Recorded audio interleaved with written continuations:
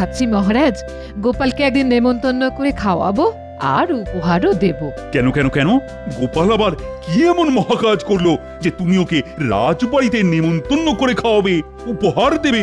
গোপালের মতো বুদ্ধিমান মানুষ শুধু কৃষ্ণনগরে কেন, ভূভারতে আছে বলে আমার জানা নেই। খুব তো গোপাল গোপাল করছো, কিন্তু আমার মনে হয় গোপালের বুদ্ধি থাকলেও খুব একটা বেশি নয়। তাহলে প্রমাণ করে দেখান। ঠিক আছে, ঠিক আছে, আমি প্রমাণ করে দেখাবো যে গোপালকে তুমি যতটা বুদ্ধিমান বলছো, গোপাল আসলে ততটা বুদ্ধিমান নয়। ওই বুদ্ধির পরীক্ষায় ওকে আমি হারাবোই হারাবো। চেষ্টা করে দেখতেই পারেন, তবে আবারও বলছি মহারাজ, বুদ্ধির পরীক্ষায় গোপালকে আপনি কোনো মতেই হারাতে পারবেন না। বাজি? হ্যাঁ বাজি, 100 বার। দেখো দিদা, দেখো না কিরকম মানুষের মতো খাচ্ছে। খেতে খেতে আবার কিরকম চোখ পিটপিট করছে। তবে বেশি কাছে যাসনি যেন, বলা তো যায় না কখন আবার আঁচড়ে কামড়ে দেবে। না না না, বেশি কাছে যাব না। এই হনুমান, কলা খাবি? জয় জগন্নাথ দেখতে যাবি?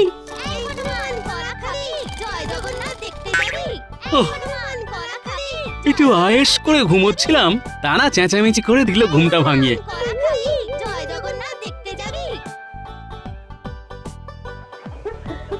এই এই কোন হনুমানের দল এমন করে চেঁচাচ্ছে রে? সাত সকালে এসব কি হচ্ছে শুনি? দেখো দেখো দাদু, কত কত হনুমান এসেছে। আর আমরা এদের কলা খাওয়াচ্ছি। বুঝতে পেরেছি, কাল গাছ থেকে যে কাঁঠালি কলার কাঁদিটা কেটে নামালাম সেটা দিয়েই বুঝি হনুমান সেবা হচ্ছে। হ্যাঁ গো হ্যাঁ, সকালবেলা এসে হাত পেতে খাবার চাইছিল, ঘরে তো আর কিছু ছিল না, তাই কলা দিয়েই। বুঝেছি, তাহলে আর কি করা যাবে? নিজের সেবার জন্য কেটে আনা কলার কাঁদি এখন হনুমানের সেবাতেই লাগুক। দে রে পুটি, আমাকেও গোটা চারটে কলা দে, আমিও হনুমানদের সেবা করব। এ কি দাদু, হনুমানদের দেবে বলে নিজেই মুখে পুড়ে নিলে? আগে নিজের সেবা, পরে হনুমান। এই হনুমান, কলা খাবি? জয় জগন্নাথ দেখতে যাবি? কি কি বললি? আমি হনুমান? শুধু হনুমান নয়, একেবারে গোদা হনুমান।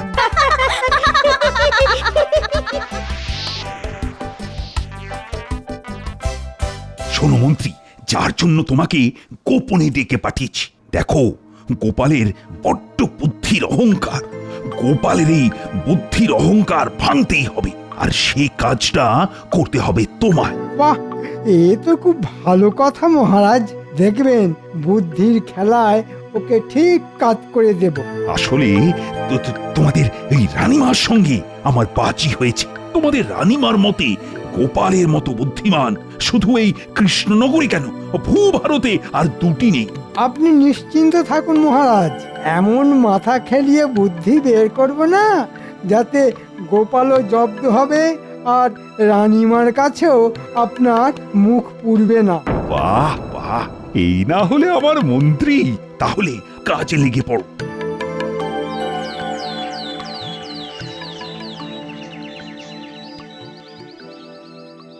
আচ্ছা মন্ত্রী, এই গোপালকে কি যেন বলবে বলেছিলে তুমি? হ্যাঁ হ্যাঁ হ্যাঁ হ্যাঁ হ্যাঁ, মনে পড়ে গেছে। আচ্ছা গোপাল, তোমার মাথায় টাক কেন? তাই তো তাই তো, হ্যাঁ, গোপালের মাথা ভর্তি চুলের বদলে টাক কেন? কি আপদ, এটা একটা কথা হলো নাকি? আমার মাথায় টাক পড়লো কেন সেটা আমি কি করে বলবো? পরে তোমার মাথা জোড়া টাক আর তুমি বলবে না? আমি মনে হয় উত্তরটা জানি। হ্যাঁ, জানো জানো? বাবা বাবা বাবা, এই না হলে আমার মন্ত্রী। আমরা সকলেই জানি দাঁত থাকতে দাঁতের মর্যাদা আর চুল থাকতে চুলের যত্ন করতে হয়। মানে রোজ দাঁত মাজা, চুলে তেল মাখা, চুল আঁচড়ানো, এসব তো করতেই হয় আমাদের। কিন্তু গোপাল তো কিপ্টের এক শেষ, তাই এক ফোঁটা তেলও মাথায় দেয়নি কোনোদিন। সে কি গোপাল, খরচের ভয়ে তুমি মাথায় কোনোদিন তেল দাওনি? তাহলে আর চুলের দোষ কি? যত্নের অভাবে অকালে ঝরে তো পড়বেই। চুল নেই বলে আঁচড়ানোর বালাইও নেই, তাই চিরুনি কেনারও খরচ নেই। সে কি গোপাল, তোমার চিরুনিও নেই? মনে হচ্ছে দুজনে চুক্তি করে আমার পেছনে লাগা শুরু করেছে। কিন্তু আমার এখন রেগে গেলে চলবে না, সময় এলে সুদ শুদ্ধ ফিরিয়ে দেব। আচ্ছা গোপাল, তোমার পেটটা এত মোটা কেন? মনে হয় এটার উত্তরও আমার জানা। এর উত্তরটাও জানো? বাহ বাহ বাহ বাহ বাহ, কি বুদ্ধি গো তোমার মন্ত্রী, বাহ বাহ বাহ বাহ। মহারাজ, আমার মনে হয় দুবেলা যারা পুষ্টিকর আর খাঁটি খাবার খায় তাদের পেট কিন্তু কখনো মোটা হয়ে যায় না। এই যে রাজসভায় আমরা এতজন আছি, কারো পেট কি গোপালের মতো মোটা? না না না না, কখনোই না।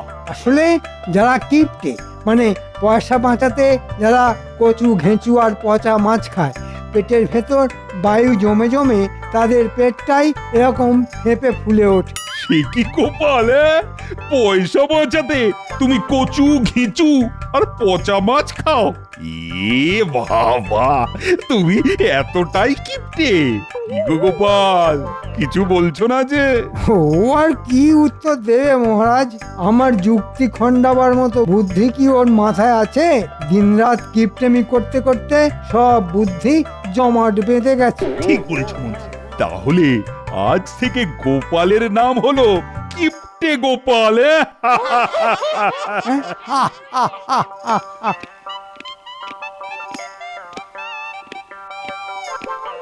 মহারাজ, মহারাজ, এক দল হনুমান এসে আপনার ওই ফলের বাগান একেবারে তছনছ করে দিচ্ছে। সে কি? চলো তো, চলো তো দেখি।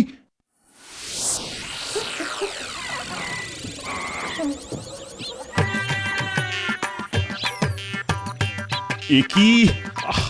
এত হনুমান এলো কোথা থেকে? তাড়িয়ে দাও, তাড়িয়ে দাও, এক্ষুনি এদের এখান থেকে বিদায় করার বন্দোবস্ত করো, না হলে যে সব ফল খেয়ে একেবারে শেষ করে ফেলবে। দরকার হলে অন্য কোনো কঠিন ব্যবস্থা নাও। যথাজ্ঞা মহারাজ। না না মহারাজ, এমনটা করবেন না। ওপরওয়ালার সৃষ্টি অবলা প্রাণী, ওদের তো খিদে পায়। তাই নাকি? হনুমানদের ওপর তোমার যে খুব দরদ দেখছি। সেটাই তো স্বাভাবিক মহারাজ, ওনারা যে আমাদের পূর্বপুরুষ, তার ওপর ভগবান রামচন্দ্রের পরম ভক্ত। ঠিক বলেছ, এই বুদ্ধি দিয়েই গোপালকে কাত করে ফেলা যাবে। ঠিক আছে, ঠিক আছে গোপাল, ওদের তাড়াবো না। ধন্যবাদ মহারাজ। তবে একটা কথা, একটু আগেই তুমি বললে না ওরা আমাদের পূর্বপুরুষ? হ্যাঁ বললাম তো। তা তুমি যদি তোমার পূর্বপুরুষের মতো গাছের ডালে দোল খেয়ে দেখাতে পারো, তাহলে আমার এই ফলের বাগান আমি এইসব হনুমানদের জন্য উৎসর্গ করে দেব। আর দোল খেয়ে দেখাতে না পারলে আমার বাগানের সমস্ত ক্ষতি কিন্তু তোমার কান মূলে আমি আদায় করে নেব। ঠিক আছে মহারাজ, তাই হবে। তবে আজ তো আমি ঠিক প্রস্তুত নই। কাল সকালে আসুন না আমার বাড়ির সামনের ওই আম গাছতলায়, সেখানেই না হয় দোল খেয়ে দেখিয়ে দেব। এই কথা রাখতে পারবে তো? না পারলে তো কানমলা আছেই। আজ তাহলে আমি আসি মহারাজ, একটু দোল খাওয়া অভ্যেস করে নিতে হবে তো। হ্যাঁ হ্যাঁ, যাও যাও, যত ইচ্ছে অভ্যেস করো। তোমরাও সকলে বাড়ি চলে যাও। কাল সকালে গোপালের বাড়ির আম গাছ তলায় দেখা হবে। কি গো মন্ত্রী, গোপাল তো এক কথায় গাছে দোল খেতে রাজি হয়ে গেল। যদি সত্যি দোল খেয়ে দেখিয়ে দেয়? রাখুন তো আপনি, ওই হোঁচকা শরীর নিয়ে যে ভালো করে হাঁটাচলা করতে পারে না, সে আবার খাবে দোল। শেষে দেখবেন দোল খেতে গিয়ে গাছ থেকে পড়ে এমন ঘোল খাবে না, হাত পা ভেঙে বিছানায় শুয়ে থাকতে হবে। কি মহারাজ, গোপালের বুদ্ধির পরীক্ষা নেওয়া হলো? হবে হবে, কাল সকালেই হবে। আর পরীক্ষা দিতে গিয়ে তোমার আদরের গোপাল গাছ থেকে পড়ে হাত পা ভেঙে একেবারে বিছানায় শুয়ে থাকবে। উমা, এ কি অলক্ষণে কথা! বুদ্ধির পরীক্ষা দিতে গিয়ে হাত পা ভেঙে পড়ে থাকবে কেন? বারে, হাত পা ভেঙে পড়ে থাকবে না? গোপাল সকলের সামনে বলেছে কাল গাছ থেকে দোল খেয়ে আমাদের সকলকে দেখিয়ে দেবে। তা ওই ভারী শরীর নিয়ে গাছ থেকে দোল খাওয়া তো দূরের কথা, গাছে উঠতেই তো পারবে না। আর বেশি কায়দা করতে গেলে গাছ থেকে পড়ে হাত পা তো ভাঙবেই। কই আনন্দেই থাকুন। আমি আবার বলছি, গোপালকে জব্দ করা অত সহজ নয়। ঠিক আছে, বুঝে নেব ওকে আমি। আমি তো সেটাই দেখতে চাই মহারাজ। প্রায় মেরে এনেছি।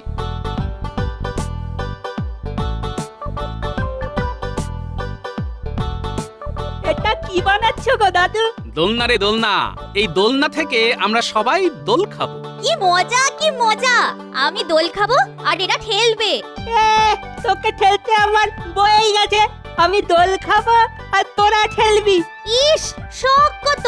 উনি কোন মহারাজ এলেন যে ওকে ঠেলতে হবে? আর তুই কোন দেশের মহারানী রে? এই নিজেদের মধ্যে ঝগড়া থামা দেখি। সর্বপ্রথম দোল খাবো আমি, আর ঠেলে দিবি তোরা। বাহ বাহ, কি মজা কি মজা! দাদু দোল খাবে, দাদু দোল খাবে।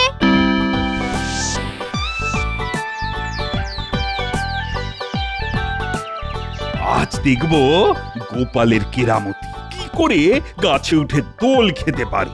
আমি আবার বলছি মহারাজ, গোপালের দ্বারা এই কর্ম হবে না, কারণ গোপালের পুরুং পারুং সব মুখে, তাই গোপাল আজ হারবেই। কি জানি বাবা, গোপাল কি করে হারবে? সে তো সবই পারে, তাই এটাও মনে হয় পারবে। তুমি চুপ করে তো সবা কবি, সব সময় গোপালের হয়ে কীর্তন গেও না তো। সুপ্রভাত মহারাজ, আসুন আসুন। হ্যাঁ? গোপাল, তুমি? আমি কিন্তু কথা রেখেছি মহারাজ। আমার পূর্বপুরুষদের মতো মহানন্দে গাছ থেকে দোল খাচ্ছি। শুধু পূর্বপুরুষদের থেকে আমার বুদ্ধি একটু বেশি বলে ওদের মতো গাছের ডালে না উঠে গাছের ডালে দোলনা লাগিয়ে দোল খাচ্ছি। মহারাজ ইচ্ছে করলে আপনিও আমার সঙ্গে দোল খেতে পারেন। যা চলে, গোপাল তো বুদ্ধির জোরে ঠিক আমাকে জব্দ করে দিল। কি মন্ত্রী, এ তো এককাল মাছি হয়ে গেল। বলি, এবার কি হবে? কি হলো মহারাজ? আরে বাবা, মন্ত্রী মশাইয়ের সাথে গুজুর গুজুর না করে দোলনায় দোল খান, খেলে শরীর মন সব হালকা হয়ে যাবে। না না, মানে আমি দোল খেতে পারবো না। কেন মহারাজ? বুদ্ধির খেলায় আমাকে খোল খাওয়াতে পারলেন না বলে মন খারাপ হয়ে গেল? হ্যাঁ, তুমি চুপ করো তো গোপাল। ঠিক আছে ঠিক আছে, তাহলে আর একটা মাত্র কথা বলেই চুপ করে যাব। মহারাজ, আপনার ওই সাধের ফলের বাগান তাহলে আমার পূর্বপুরুষদের দিয়ে দিচ্ছেন তো? হ্যাঁ হ্যাঁ, দেবেন দেবেন, তবে তবে আর একটা কাজ করে যদি দেখাতে পারো। বলেই দেখুন না, ঠিক পারবো। ভালো করে ভেবে বলো গোপাল, না পারলে কিন্তু মহারাজ তোমাকে এই কৃষ্ণনগর থেকে তাড়িয়ে দেবেন। আরে এত রহস্য না করে বলেই ফেলুন না কি কাজ। মহারাজ, তাহলে বলেই ফেলি। মন্ত্রী এবার হয়তো একটা জবরদস্ত কোনো মতলব এঁটেছে। বলে ফেলো মন্ত্রী, বলে ফেলো। কাল সকালের মধ্যে মহারাজ ও রাজ্যের পক্ষে সব থেকে বিপজ্জনক লোকটিকে আটক করে রাজসভায় এনে হাজির করতে পারবে? গোপাল হয়তো নবাবের কথা ভাবছে, আর তার সাথে এরকম করতে গেলে জামার খাবে না, বুঝবে তখন মজা। কি গোপাল, পারবে তো? এ তো খুব সোজা কাজ। কাল সকালেই তাকে বস্তাবন্দি করে নিয়ে আসবো আমি মহারাজ। তাহলেই তোমার পূর্বপুরুষ আমার ফলের বাগান পাবে। চলে এসো সবাই। আমিও কি আপনার সাথে আসবো মহারাজ? না, কচি খোকা সেজে যেমন দোল খাচ্ছিলে তেমন দোল খা।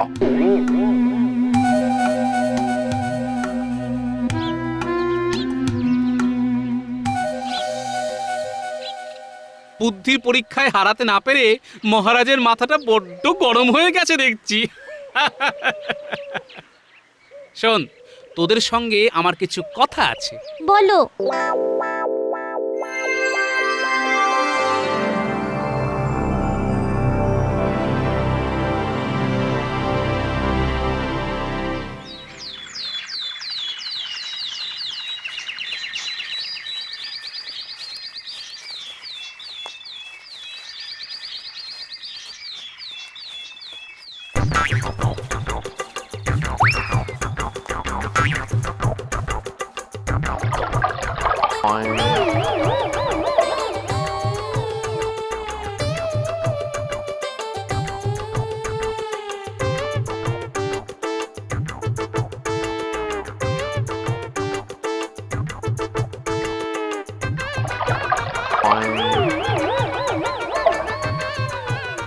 আজ সকাল হতে না হতেই পেটে চাপ পড়েছে।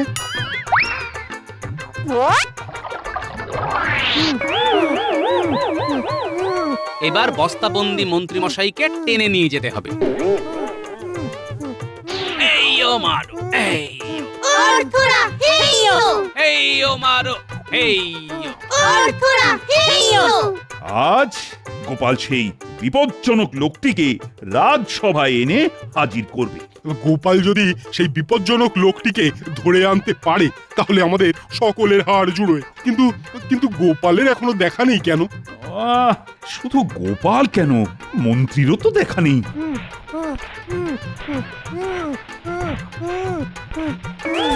এই নিন মহারাজ, আপনার আর আমাদের রাজ্যের পক্ষে সব থেকে বিপজ্জনক লোকটিকে বস্তাবন্দি করে নিয়ে এসেছি। রক্ষী, আদেশ করুন মহারাজ। বস্তার মুখ খুলে ভেতরের লোকটাকে বাইরে বের করো।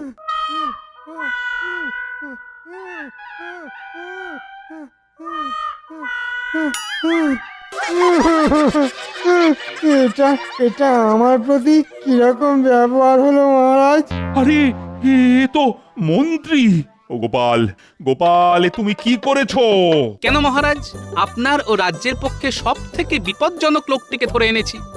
আমি আমি কেন মহারাজের পক্ষে বিপদ হব? আসল বিপদ তো মুর্শিদাবাদের নবাব। হ্যাঁ, নবাবকে তবু চেনা যায়, কিন্তু আপনাকে তো চেনা যায় না মন্ত্রী মশাই। বন্ধু সেজে আপনি যে বহুবার মহারাজকে চরম বিপদে ফেলার চেষ্টা করেছেন তার প্রমাণ তো অতীতে আমরা অনেকবার পেয়েছি মন্ত্রী মশাই। কি মহারাজ, ঠিক বলছি তো? ওরে বাবা, গোপাল যে উল্টো চাল চেলে মন্ত্রীকে এইরকম বিপদে ফেলে দেবে, এটা তো ভাবতে পারিনি। মানে এটা হয়তো তুমি ঠিকই বলছো গোপাল, কিন্তু সাত সকালে এভাবে মন্ত্রীকে ধরে আনা কি তোমার উচিত হয়েছে বলো তো? হ্যাঁ, তার উপর সকালের ইয়েটাও করতে দেয়নি। মহারাজ, আমি আর এসবের মধ্যে নেই। এরপর গোপালের পেছনে লাগতে গেলে ও হয়তো আমাকে আকাশের তারা করে ছেড়ে দেবে। তবে বাবা, ওরে বাবা, কি প্রচণ্ড বেগ আসছে! ওরে বাবা, আমি পালাই মহারাজ, আমি পালাই। ওহ, গোপালকে এবারও বুদ্ধির খেলায় হারাতে পারা গেল না। তবে আমিও ছাড়বার পাত্র নই। মন্ত্রী মন্ত্রী কি যেন বলে গেল না, আকাশের তারা। হ্যাঁ হ্যাঁ, ওই ওই ওই তারা দিয়েই আমি গোপালকে জব্দ করে ছাড়বো। কি মহারাজ, এবার আপনার ওই ফলের বাগানটা আমার পূর্বপুরুষদের উদ্দেশ্যে নিবেদন করবেন তো? করবো তো বটেই, করবো তো বটেই। তবে আর একটা কাজ যদি করে দেখাতে পারো। আবার কাজ? একটা ফলের বাগানের বিনিময়ে এতগুলো কাজ করিয়ে নেওয়া কি ঠিক হচ্ছে মহারাজ? ঠিক কি বেঠিক সেটা আমি বুঝবো। তাহলে বলে ফেলুন, কি কাজ? বুঝলে, আমার অনেক দিনের ইচ্ছে আকাশে কতগুলি তারা আছে তা জানার। বাবা, একেবারে আকাশের তারা গোনার কাজ? হ্যাঁ হ্যাঁ, তোমার তো অনেক বুদ্ধি। তাই যদি আকাশের সমস্ত তারা গুনে আমাকে বলে দাও, তাহলে আমার ইচ্ছেও পূরণ হবে, আর আমিও হনুমানদের জন্য ফলের বাগানও দিয়ে দেব। ঠিক আছে মহারাজ, আমি রাজি। তা কখন গুনতে হবে আকাশের তারা? আজ রাতে। হ্যাঁ হ্যাঁ, তুমি রাত জেগে সব ঠিকঠাক গুনছো কিনা তার জন্য সেনাপতি তোমাকে পাহারাও দেবে। আমাকে আবার এর মধ্যে টানছেন কেন মহারাজ? কোনো টানাটানি নয়, এটা আমার আদেশ। যাও যাও গোপাল, কাল সকালে এসে আমায় বলতে হবে আকাশের তারার সংখ্যা কত। ঠিক আছে, তবে তারা গুনবো রাজবাড়ির ছাদে দাঁড়িয়ে। কি রাজি তো মহারাজ? হ্যাঁ হ্যাঁ, রাজি রাজি। কি গোপাল, তোমার তারা গোনা হলো? এদিকে যে আমার যে ঘুম পাচ্ছে, একটু ঘুমিয়েই নি। শোনো গোপাল, এইসব কথা আবার মহারাজকে বলো না যেন। হ্যাঁ, আরে খেপেছো নাকি? কাল সকালে আমি তো শুধু মহারাজকে একটা কথাই বলবো, রাতের আকাশে তারার সংখ্যা কত।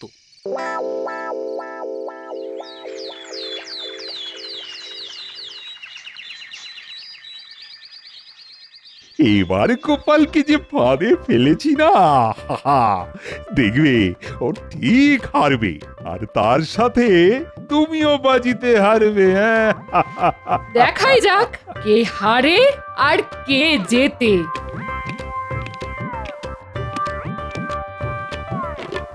ভেতরে আসবো মহারাজ? হ্যাঁ, এসো এসো। তা রাত জেগে আকাশের সব তারা গুনেছ তো? হ্যাঁ মহারাজ, সব তারা গুনে ফেলেছি। বাহ বাহ বাহ, খুব ভালো। এবার তাহলে চটপট বলে ফেলো দেখি, আকাশে তারার সংখ্যা কত? আগে মহারাজ 13,33,313। আপনাকে এই হিসেবটা একটু যাচাই করে নিতে হবে মহারাজ। হিসেবে গোলমাল হলে যা শাস্তি দেবেন মাথা পেতে নেব মহারাজ। তা যাচাইটা করব কি করে? এই তো মহারাজ, সবকিছু আমি সঙ্গে করেই এনেছি। আরে এসব দিয়ে আমি কি করব? কেন মহারাজ, কাঁচি দিয়ে মাথার সব চুল কেটে এই কাগজে রেখে তারপর একটা একটা করে গুনতে বসবেন, দেখবেন ঠিক মিলে যাবে। আর না মিললে শাস্তি তো আছেই। ও হ্যাঁ, শেষ রাতে বেশ কিছু বাচ্চা তারাও চোখে পড়েছে আমার। মোট 4014। আপনার গোঁফ কেটে সেই সংখ্যাটা মিলিয়ে নেবেন কিন্তু। এ কি করে সম্ভব? কেন সম্ভব নয় মহারাজ? আমি যদি সারা রাত জেগে আকাশের তারা গুনতে পারি, তাহলে আপনি কেন চুল গোঁফ কেটে সেই সংখ্যাটা যাচাই করে নিতে পারেন না? এই নিন কাঁচি, কাটুন চুল আর গোঁফ। নিন নিন নিন, কাটুন কাটুন। আমি বাবা পালাই। পালাতে তো দেব না মহারাজ, চুল গোঁফ তো আপনাকে কাটতেই হবে। কি হলো, কি হলো মহারাজ? কাটুন কাটুন। আমায় আমায় রেহাই দাও রানী। আমি স্বীকার করছি, গোপালের মতো বুদ্ধিমান লোক শুধু এই কৃষ্ণনগরে কেন, ও ভারতে আছে বলেও আমার জানা নেই। কিন্তু এই বুদ্ধিমান লোকটা যে বড়ই সঙ্গতিহীন মহারাজ। মানে বেতন যে বড় কম। ঠিক আছে ঠিক আছে, এই মাস থেকে তোমার বেতন আমি দ্বিগুণ করে দিলাম, আর সেই সাথে হনুমানদের জন্য আমার সাধের ফলের বাগানও।